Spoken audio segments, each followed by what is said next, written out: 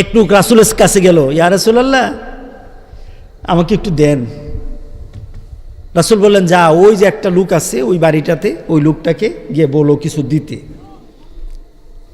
সুবহানাল্লাহ বললেন না? হযরত উসমানকে দেখাই দিলেন, যা ওই বাড়িতে যাও, ওই লোকটাকে বলো তোমার দিয়ে দিবে। এরপরে বাড়ির কাছে ডাক দিল, বাড়িতে কেউ আছেন? এমন সময় দেখে উঠানে একটা লোক, সে বসে আছে। কি অবস্থা? ওই যে বিভিন্ন ধরনের শস্য, গম টম পরে আছে না, উঠানের মধ্যে গম বিভিন্ন জিনিস পরে আছে, সে একটা একটা করে টুকাইতেছে, একটা করে টুকাইতেছে। কইছে এটা কি? সে পিঁপড়া আছে না, ইয়ার মধ্যে পিঁপড়া করে না, উঠানের মধ্যে পিঁপড়া যখন কোনো ধান নিয়ে যায় আপনার কি পিছনে দৌড় দেন? ওই পিঁপড়া নেসকুই, উনি পিঁপড়ার থেকে পর্যন্ত মুখ থেকে কেড়ে নিতেছে দম। আরে কি ব্যাপারটা কি? ভাই এ বাড়িটা কার? আমার। আপনার বাড়ি? তো ফেরত রওনা দিছে। কয় যে কি ব্যাপার, কেন আসছিলেন, কে পাঠাইছে? কয় না আর শোনা লাগবো না, যে অবস্থা দেখছি আর শোনা লাগবো না। হ্যাঁ, এরপরে উনাকে আবার রাসূলের কাছে পৌঁছলো, গিয়ে বলে, ইয়া রাসূলুল্লাহ কার কাছে পাঠাইলেন? এ তো উল্টা, এ দিব কি? এ তো খালি পিঁপড়ার পাশা থেকে জিনিস রেখে দে, এ আমারও দিব কি? রাসূল বললেন, যাও, আবার যাও, আবার তার কাছে খুঁজো, সেই দিবে তোমাকে অনেক কিছু। আল্লাহু আকবার, আল্লাহু আকবার। কৃপণতা নয়, আপনার মুখের একটা জিনিস পরে যাবে, আপনি উঠানো হলো সুন্নত, ফেলে দেওয়া হলো কি? আল্লাহর নেয়ামতের যারা শুকর গুজার করতে পারে না তারাই কাজটা করে।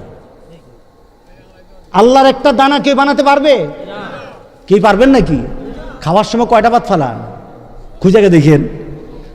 আর বিয়াত বসলে যদি মাইয়ার বাপ যদি কোনো প্লেট চারটা খায় তো কইবেন যে আরে কি বিয়াই, আর বুঝি জীবনে খান নাই, আমার বাড়িতেছেন খাইতেন, ঠিক না? কিন্তু আপনার ইসলামকে শিক্ষা দিল।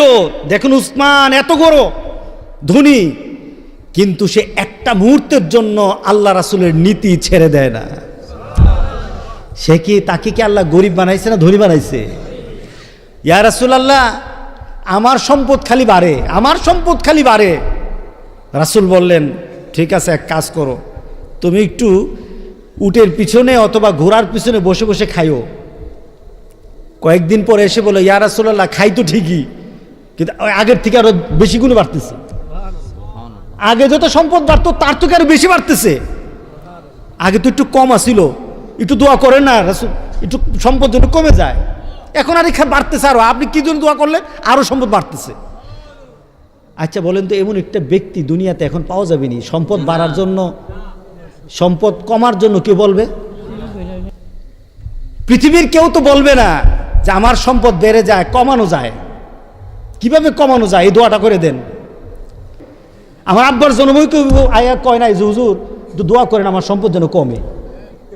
দাদার কাছে বোধ আয় নাই, কি বলেন? পৃথিবীতে পাওয়া যাবে না। আর উসমান কি বলতেছে, হুজুর আমার সম্পদ একটু কমানোর ব্যবস্থা করেন, বাইরে দিতেছে। রাসূল বললেন, এমনি খাও। কয়েকদিন পরে এসে ইয়া রাসূলুল্লাহ কি দোয়া করলেন? খালি বাড়িয়া বাড়ে, আগের থেকে আরো বেশি বাড়তেছে, কি দোয়া করলেন? রাসূল বললেন, তুমি কি করো? ইয়া রাসূলুল্লাহ আমি যেন উপরে খাই, তখন ঘোড়া যদি বা উট যদি নড়াচড়া করে দুই একটা ভাত পড়ে যায়, ওইখান থেকে নামি এরপর যে ভাতটা পড়ছে এটা উঠাই, যে রুটিটা পড়ছে এটা উঠাই, পরিষ্কার করি, এরপরে খাই।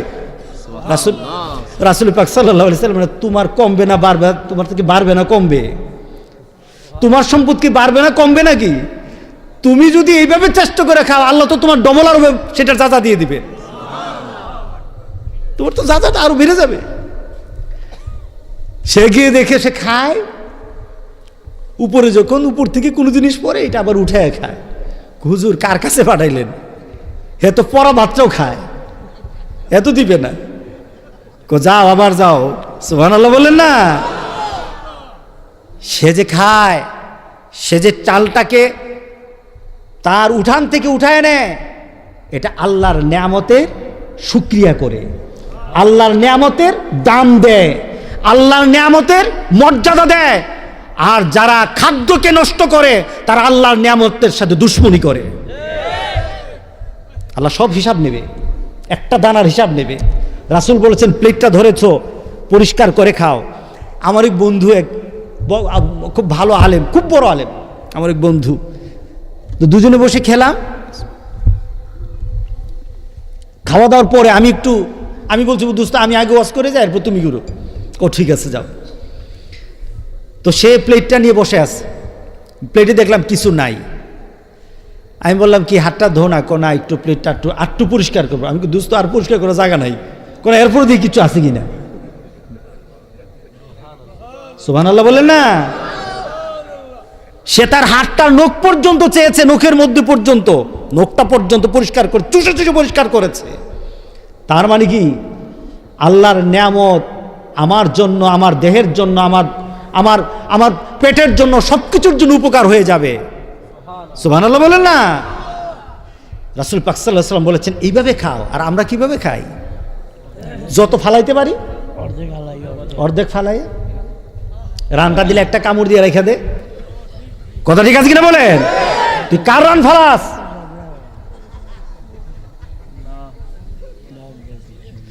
বিয়ে শাদী জিয়াফত আপনাদের এলাকা নাই বোধ হয়?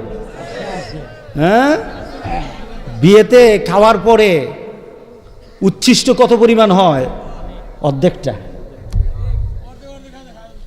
আর কেউ কেউ আপনারা শাহিদেরই করেন, হে খাইতেছেন এরপর তারে জোর করে দেন। হে কয় আরে আমি আর কি করবো, আমি খাইতে পারি না, ফালাই না দিয়ে কি করব?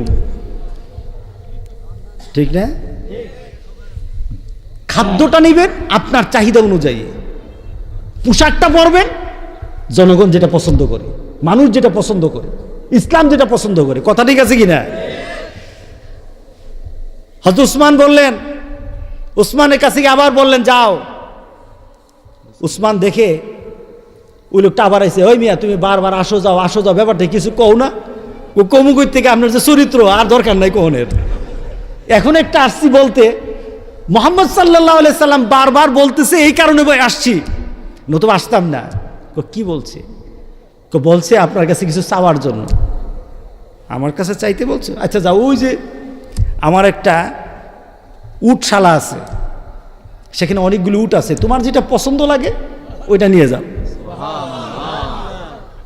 সে অনেকক্ষণ বাঁচলো, বেঁচে টেসে তার যেটা পছন্দ হয়েছে এটা নিয়ে রওনা দিল।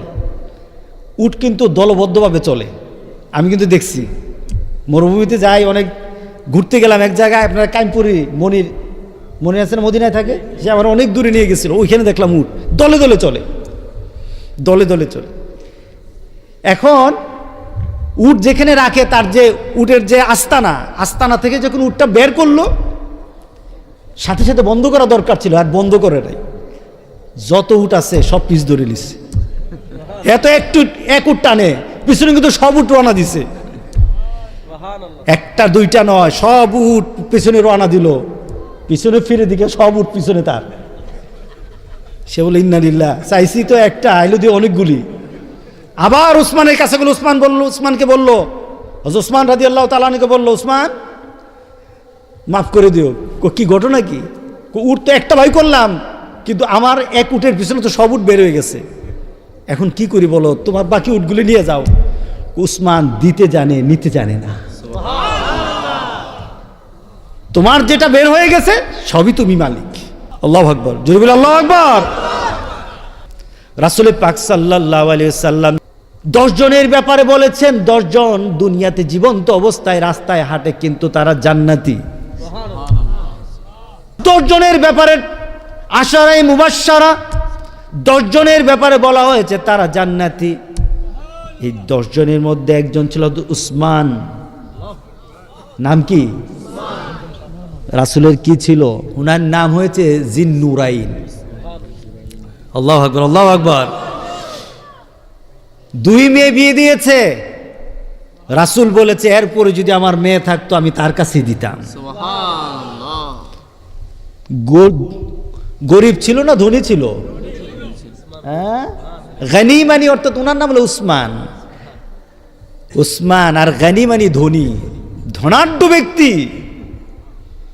আমি মদিনাতে, আমার এক ভাগনা, সে ওখানে মোটামুটি আলহামদুলিল্লাহ খুবই ভালো অবস্থায় আছে।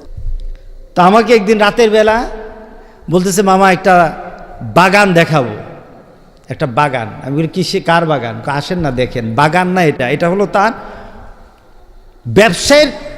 ব্যবসায়ের যে অফিস আছে, অফিসের সামনে ছোট্ট একটা বাগান। আমি বলি, চলো।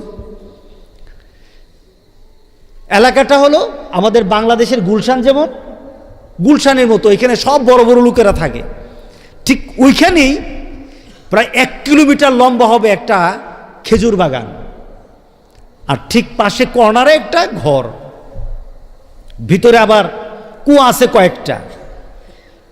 সে বলল, হুজুর এইটা হলো উসমান রাদিয়াল্লাহু তাআলা আনহুর ব্যবসার জন্য ব্যবসার ঘর। ব্যবসায়ীদের সাথে কথা বলতো এখানে বসে, এটা ছিল তার বাগান। আমি বলি, এত বড় বাগানে তার ছিল খুব? সে বলল, এত সুন্দর বাগান, এত মজাদার বাগান, তার পানিগুলি এত মজা, সে এখানে বসে ব্যবসা চালাতো। আর তার ব্যবসার যে গোডাউন ছিল, এটা কয়েক মাইল লম্বা। শ্রেষ্ঠ ধনী সে হযরত উসমান রাদিয়াল্লাহু তাআলা। তার সম্পদের মধ্যে এই সম্পদ কি নিজে সব ভোগ করেছে, নাকি মানুষের জন্য, গরিবের জন্য, ইসলামের জন্য, কল্যাণের জন্য, গোটা পৃথিবীর মানবতার জন্য এই সম্পদকে ব্যবহার করেছে? সুবহানাল্লাহ বললেন না? তুমি কতটুকু পয়সার মালিক হয়েছ? তুমি কতটুকু পয়সার মালিক হয়েছ? উসমানের একটা নখের সমানও না। কথা ঠিক আছে কিনা বলেন? কিন্তু উসমানের কলিজায় কতটুকু ভয় ছিল? আল্লাহু আকবার বললেন না? রাসূল পাক সাল্লাল্লাহু আলাইহি সাল্লাম যখন কবরের কথা বলতো, এত সম্পদের মালিক, এত বিশাল সম্পদের পাহাড় যার হাতে, আপনার কাছে থাকলে কি চিন্তা করতেন? ঢাকা বাড়ি বানাবো, চিটাগাং বানাবো, দুবাই বানাবো। আপনার সম্পদ বাড়লে তো আপনি চিন্তা করবেন দুবাইতে একটা রাখবো। কি বলেন? বাংলাদেশের অনেকে দুবাই আছে না? আমার কাছে একটা লোক আজকে অনেক দিন ধরে ঘুরতেছে, সে সৌদি আরবে একটা বাড়ি রাখবে। উদ্দেশ্য কি?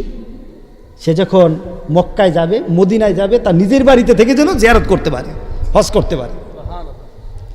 তো সম্পদ আছে, আপনি সম্পদ নিয়ে যখন পাহাড়ের চিন্তা করবেন, বাড়ির চিন্তা করবেন, গাড়ির চিন্তা করবেন। আর ঠিক ওই সময় উসমানের কাছে এত সম্পদ আছে, উসমান বাড়ির চিন্তা নয়, গাড়ির চিন্তা নয়, উটের চিন্তা নয়, উসমান করেছে কবর আর আখিরাতের চিন্তা। আমিন। হযরত উসমান, রাসূল পাক সাল্লাল্লাহু আলাইহি সাল্লাম যখন কবরের কথা বলতো, হযরত উসমান বেহুশ হয়ে যেতেন। সাহাবায়ে কেরাম জিজ্ঞাসা করলেন, উসমান, দুজকের কথা বলা হয়, আগুনের কথা বলা হয়, শাস্তির কথা বলা হয়, আখিরাতের বিভিন্ন চিত্রের কথা বলা হয়, তখন তুমি বেহুশ হও না, কিন্তু যেই কবরের কথা বলা হয় তুমি বেহুশ হয়ে যাও। তুমি বেহুশ হয়ে যাও, কারণটা কি?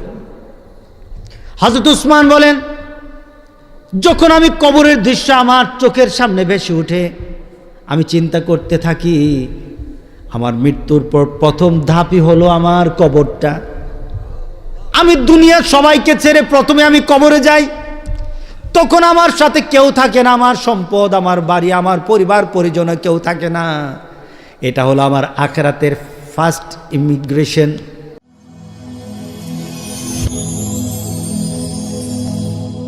Rose TV 24. Enjoy by listening to the Holy Quran.